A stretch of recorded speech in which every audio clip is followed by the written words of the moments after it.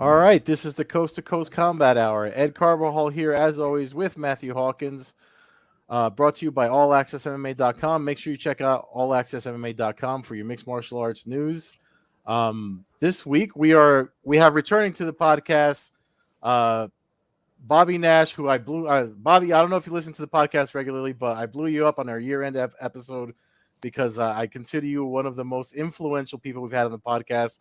I mean, I know we Oh, talk in thank you. privacy, but I'm following like the diet tips and stuff you gave me, and I just feel better about my own life thanks to you. Awesome. So, welcome back, Mr. Nash. Glad to be back, man. Glad to be back. Yeah, definitely. Thanks for coming back on. So, let's look ahead before maybe we look at some of the past news about your career. But you got this big fight coming up in XMMA 4 down in the Bayou in New Orleans. What do you know about your opponent other than he chose the nickname John Jones? Right. I thought that was kind of silly nickname, but yeah. What I do know about him is he's coming out from Brazil. They're flying him into America from Brazil. He's a Muay Thai fighter. He likes to throw kicks. He's big kicks, likes to throw leg kicks. He's long, rangy, he's 6'3". I don't know when they're going to give me a guy who's under 6 foot. My last they keep giving me guys that are like 6'3", 6'4". So he's tall, long. I've been following him, looking at his page every once in a while on Instagram, and he looks like he's training his ass off. He looks super strong, and I kind of want to start reposting him, because I want people to be like, damn, who is this guy, But I'm expecting him to be coming out being the best he's been. He just had a win over a guy that's 15-5. He won by knockout his last win, so he's looking good, and I just have to come game.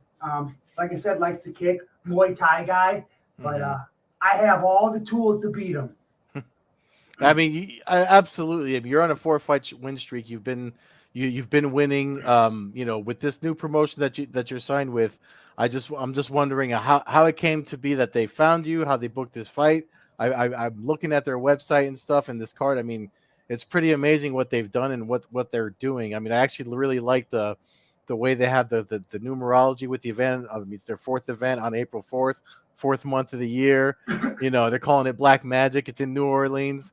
Can you just talk about how this all came to fruition? Well, yeah, they someone from XMMA actually messaged me on Instagram in my DMs, and I sent the information over to my manager Liam, and so it started off with there. But this XMMA, it seems pretty cool what they're doing. I mean, New Orleans is super cool. I don't know. I know you saw you retweeted it. There's 10 UFC vets on the card. It's a cool venue, cool event. I absolutely love what they're doing, and everything lined up perfectly. I was offered a couple other fights earlier in the year, or actually last year, end of last year and earlier this year, I was offered some fights. It just didn't work out. This worked out, and it seems pretty exciting, man, to be headlining a show with John Dodson and Jimmy Rivera and all these other high-level tough fighters. So I'm super excited about it, and I think people – and a UFC event is not that day. So I'm going to text Sean Shelby and be like, hey, man, there's not a UFC event. Tune in and check me out live. Yeah, let me bring up I actually have the card right here. I brought it up so folks that watch the video version of this can see it's really stacked. Like you said, the Dodson Rivera fight, your fight with Mr. Boaventura. I mean, there's just so many. Zach Otto's real tough too. I know Zach Otto. He's a welterweight. Fought in the UFC the same time I did. Yeah. I mean, that's what me and Matt were talking about it before we started recording, and when you jumped on. This is just I can't believe how stacked this card is. Do you know, as far as I know they have a YouTube channel, they have a Twitch channel, and they have information. They have a whole link tree on their Twitter handle. But do you know how do folks get to see this? So I actually text my manager today. I'm like, hey, a lot of people want to know about this fight. How are we going to be able to watch it live? and he told me that there is going to be a live feed. That being said, I heard to the grapevine, I don't know if this is 100% true, but you might be able to tune in live on YouTube, they were saying. I do know their past event. They had one in South Carolina that was on YouTube. One of our past guests was working that as the doctor for that show, and I know that was on YouTube. So I was hoping they would keep that free stream going, but especially with the added. I mean, the last card had some big names too, but this one seems like it doubled down on the UFC, former fighters. So it's interesting to see how that goes. Real quick, jumping back to your opponent. Doesn't really show his weight from his last fight. Are we looking at a 170 fight? Or are you expecting, any weird things coming, considering this is this guy's first fight out of Brazil in his career? Well, that was something I initially nipped in the butt right away with the contract. I'm like, I want this fight at 170 pounds. The matchmaker's like, oh, yeah, of course. Because it showed one of his fights was like at 185. And the fact that he's 6'3", I'm like, hey, to be completely honest with you, I don't care if he comes in at 174, 175, as long as I get that 15, 20%. Like, that's cool. If I make more money, I think I'm going to whip this dude's ass at 170 pounds or 175 pounds. But if he's coming in at 180, or 177, 178, then, I got to be smart about it. I'm not going to, I'm busting my ass to make weight. I expect him to make weight. And I nipped that butt with my manager. I nipped it in the butt with the promoter, and they said, don't worry, we'll make sure he makes weight, and if not, I think it was like 15 or 20%. So I mean, you talked about last year and stuff. I mean, so I'd be remiss if I didn't ask about, because you're on such your win streak was over at the old promotion XFC. Do you know what happened? I mean, I remember we talked after the last time you were on the podcast. We talked about how they had issues with their broadcast deal and stuff like that, but was it a culmination of that and the whole COVID situation that kind of had that that they kind of disappeared, and here you are fighting in this awesome event coming up? But I was just wondering if you could comment on that. So I don't think it had anything to do with COVID, because their last two fights, well, they actually had a few shows all during COVID. I know they started a stock, and I don't want to speak too much about the stock because I really don't know much about it, but people were messaging me, what the hell's going on? Pump and dump, blah, blah, blah. And apparently he's not doing his, every time he posts something on Twitter, people are talking about the stock all pissed off and they're mad about that. But other than that, I mean, I've hit him up. I'm supposed to be in the finals of this tournament. I won my first two fights. I'm in the finals, which I was really excited about. It was a finals tournament that paid pretty good. So it's going to be a good payday for me. And dude, they ghosted me, man. I'm like, are you serious? Just never messaged me, weren't messaging my manager. I was hearing all this. Their Instagram page went down. So I was hearing all this stuff. Like, as far as I know, I don't even know if they're going to happen. Maybe they'll have another fight. I don't know. But I literally didn't even tell. I wasn't even like, hey, I'm going to take another fight. They don't contact me, so I was like, you know what? Screw it. I'm just going to go and do what I do now. You obviously don't care enough. I wish I had more information and details to tell you. I don't know what the future of XFC is. Yeah. But you were paid for all your fights you had there, correct? They didn't short you any checks? I was paid. Damn right, man. Because if I wouldn't, I would have found a way. I would have went to his house and got paid. Do you know of any? Do you know of any fighters that weren't paid? Anybody that you know people that weren't paid by them?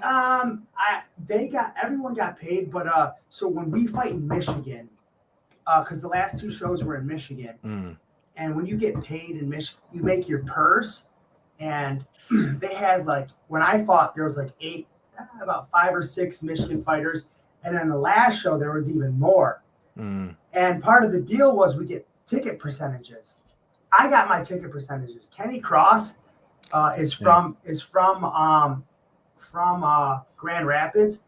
He sells way more than I do when it comes to ticket sales. He did not make his ticket commission. It was probably about 2 G's he didn't make.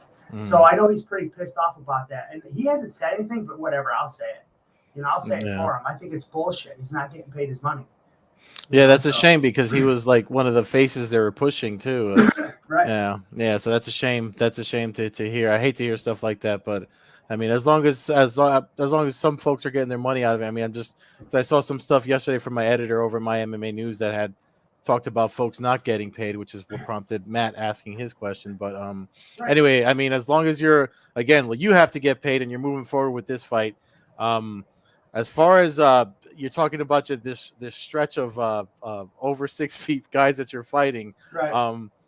I mean, is it getting to the point that you're just getting so used to it that you'd rather fight? I know you said can you get a normal size one, but you know what I mean. Is it getting normal to you to fight taller people?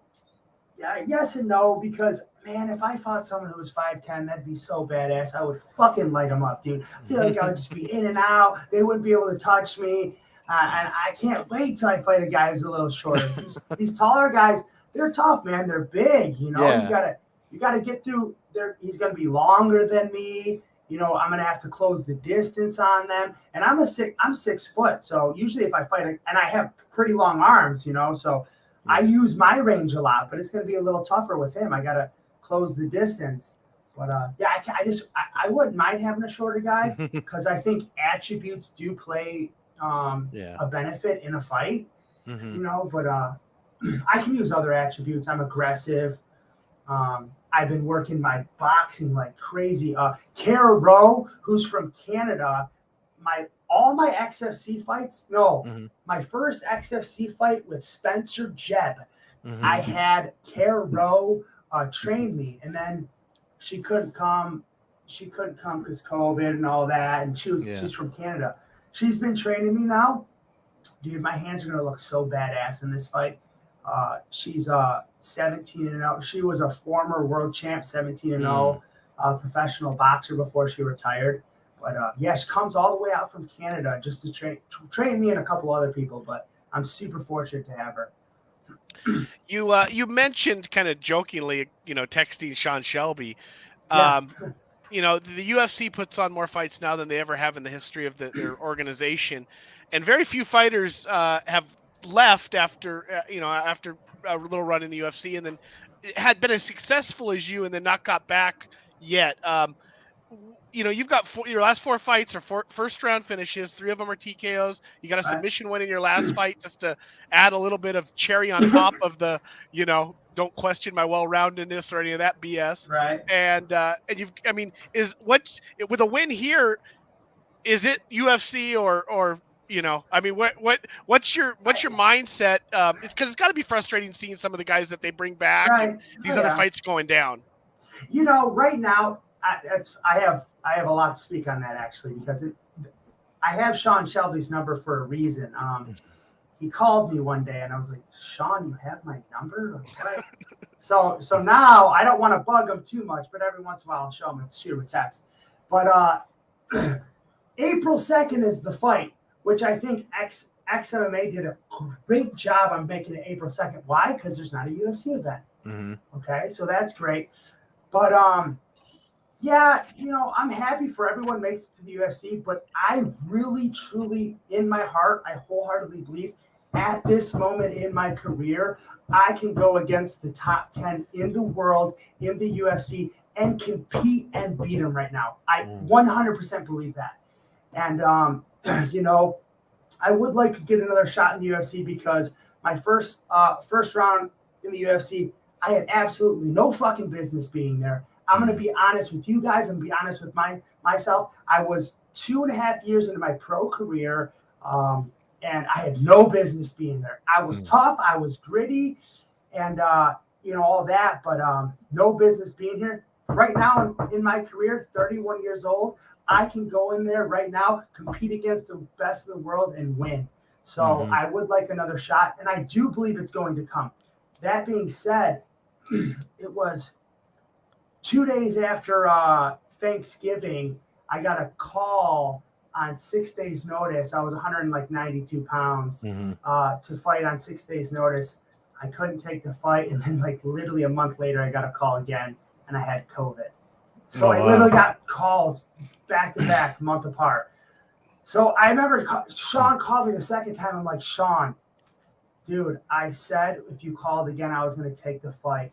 I feel horrible about this. Like I've been laid up in bed feeling like dog shit all day. It's like the fight's in 6 days.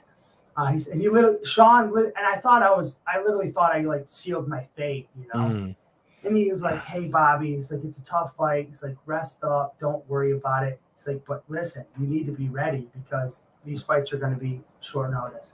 So he told me that, and once he told me that, I was like, "Fuck it, I'm going to be in the gym. I'm going to train all the time, and my time will come. I believe it will. And if it doesn't, that's all right. I'll keep training and I'll keep fighting and I'll keep having fun, man."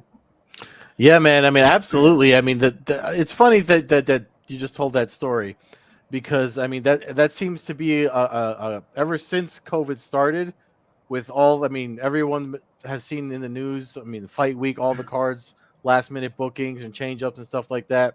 So for guys that are on the cusp or on the doorstep like yourself, that's been there and went away, are literally now it's almost like a weird. I mean, Yeah. if you find a negative and a positive, it's a way to get back if you're ready to go. And I mean, you just told the story of that fits that scenario. But the thing is, Go ahead. I'm sorry, no. But the thing is, I mean, you've actually, you guys feel like they have to pick up a couple wins. You have 4 already in a row. You've already gone on record with myself and a couple other interviews that you did about your. I mean, you're like a completely different person from when you were there. Without a doubt. Yeah. And like you were saying, if there's never been a better time to get to the UFC than right now, man. There's short notice fights all the time. They're always looking for fighters, and that's why I believe that I will get a call again. I believe it will happen, and if it doesn't, which I believe it will, but if it doesn't, hey, that's all right, man. There's other promotions. Yeah. I'm very fortunate to be fighting. I'm very lucky to be doing this. I'm having a lot of fun, and regardless of what happens, I'm going to compete to my best and try to fight the absolute best in the world. Well, yeah, and you're being super successful at it right now. So I just keep on that plan, and as you say, everything will eventually work out. Yeah. I do have a question though. As a 170-pound fighter, you know, we do have the arrival of a new promotion, Eagle FC, which is run by Habib Nurmagomedov. They have the 165-pound division in that organization. Is that something that is in your reach, or is that pushing it more than you would like to push it? I can make 165. I actually wrestled in college at 165 pounds. Would it be tough? Yeah, it'd be tough. But to tell you the truth, to make 170 isn't terrible for me. I walk around about 185, you know? So I could never make 55. I'm really lean. I always stay pretty lean. But 165 is something I could make, and I'd be big as hell at 165. 6 foot, 6'1", long, strong. I think I do really well, and I can fight guys like Kevin Lee at 165. I think I match up really well with them. You know, I think I could make 165, and that is actually, it's funny you bring that up because that just got me thinking, man. Like, hey, maybe I could be the best in the world at 165 pounds. It's just another option, and especially with their close ties to the UFC, any door to get in, you know, especially with fight, like I said, late notice fight promotions looking for fights. I mean, you know, they got Kevin Lee, Diego Sanchez this weekend. You know, you could get a call in the next 12 hours asking, you know, about that one. You know, you just never know. Yeah, and that's the other thing. Just, I mean, talking about the opportunity in the sport has never been as good as it can be right now with all the promotions and new promotions popping up. But as far as, like you said, like how you say you stay ready and how you feel, you just talked about your weight. The last time we had you on, you lit a fire under me as far as like dieting and doing things right with fitness and stuff. Are you still doing the game changer diet stuff? So with the Game Changer, and for people who don't know, it's basically a plant-based diet. And after watching the Netflix show Game Changers, I have definitely cleaned up my eating habits. I eat way more vegetables, way more fruits, but I'll never be able to go pure vegetarian. Like, I just burn so many calories, guys. Like, I need the meat, the protein, and I still have a taste for it. But I eat veggie burgers quite a bit now. I'm always, dude, I get a handful of spinach and just eat it. And definitely, you know, my diet, after watching that, I was like, wow, it really, really opened my eyes of what I needed to be doing with my diet. Eating more greens to get my blood flowing and not be so clotty with all the fatty meats. But like I said, I'm not perfect. I still eat meat, guys. I do. Yeah. But fruits and vegetables, man. And I especially before a fight. Now that I know all that information, like the day of the fight, I'm gonna have like carbohydrates in the morning, and I'm gonna eat just a ton of fruits and vegetables and nuts throughout the day, just to keep my blood flow thin and not cloudy, right? The ever since you told me that, and I kind of been trying to do the same thing. I mean, really quick, if I could share with you. I know we've talked about it before, but so like I'm not losing any weight, but everybody I train with at my gym, because we're walking around with our, we're wearing rash guards and stuff, so you can see the people's shape. Everyone that keeps asking me if I'm losing weight, and I'm like, well, the scale doesn't say I'm losing weight, but everyone keeps saying, well, you look really good, you're very trim, and I'm just like, and it's all because I'm doing the same thing as you. Like I haven't dropped meat, but like breakfast and lunch, I don't eat any meat. Dinner's the only time I have like chicken or fish, and that's pretty much it. That's but awesome. no, and that's thanks to you. So you want to have, that makes me happy. You want to know what really helps with conditioning too? Obviously, before you train or work out, take beetroot powder. I have this powder. I just get like a nice scoop, throw it in my water, stir it up, drink beetroot powder, and then eat a handful of just like spinach, and then go work out, train, whatever you do, jiu-jitsu, do any of that. Dude, your cardio is going to be way better. I'm telling you, your cardio. Because what beetroot powder does is an isodilator. It opens your blood flow. So you're carrying, your blood's flowing better, and it carries more red blood cells. So it's going to be better for your conditioning. So a lot before my fight, I'll actually take beetroot powder. Wow. And that's all natural too. So it's freaking, that's awesome. So, I mean, so you said it's April 2nd. I'm sorry. I was wrong with the April 2nd, XMMA Black Magic, hopefully on their YouTube channel, but they do have XMMA TV on Twitch, and they're at XMMA official on Twitter. I don't have any more. There's no more questions from me, but Matt, if you have anything else that you want to ask Bobby, before he plugs anything else he wants to plug. Yeah, no, not really any questions. Just want to wish him the best of luck. Thank you for coming on here. He's been one of our, for the fighters, it's cool to get into some of this other stuff outside of some of the fight talk, and you've helped Ed out. So, like I said, that's a feather in your cap right there. And I imagine if you helped Ed, you've helped a lot of other people. So, just want to thank you for your time and wish you the best of luck. And God dang, man, like I said, UFC people watching this or listening to this or hearing this down the room, or get this guy back in the damn octagon. Yeah. And let's, let's give him a chance to prove himself, prove that he is ready to be in the UFC and make the run that I think is definitely possible at that weight class for you. So go ahead and, why don't you give out your Twitter handles on the screen here, but why don't you say it for the people listening, and any Instagram or any sponsors you might want to throw out there? Yeah, go ahead and follow me, guys. You can follow my career on Twitter at B_Nashty, B_NASHTY. And I want to thank Bud Brothers Cannabis. I want to thank Michigan Top Team, all my coaches, all my training partners, and just everyone who supports me. And I want to thank you guys for having me on today. Awesome. So fans can check out the show at Combat Hour on Twitter, Coast to Coast Combat Hour on Instagram. Follow me, Matthew Hawkins, at MMA Hawk 21 on Twitter and Instagram. Follow Edit Carbazol on Twitter, Carbeerzol on Instagram, and Old Head Carb on Twitch. And as always, you can check us out at allaccessmma.com for our video podcast. Bobby, best of luck, brother. Thank you for your time. Anytime you want to come on here and chat about anything, please reach out, and awesome. And we'll be glued to the TV come April 2nd. Yes, sir. Awesome. It'll be a fun one, guys. Awesome. Looking forward to it. Take care. Have a good night.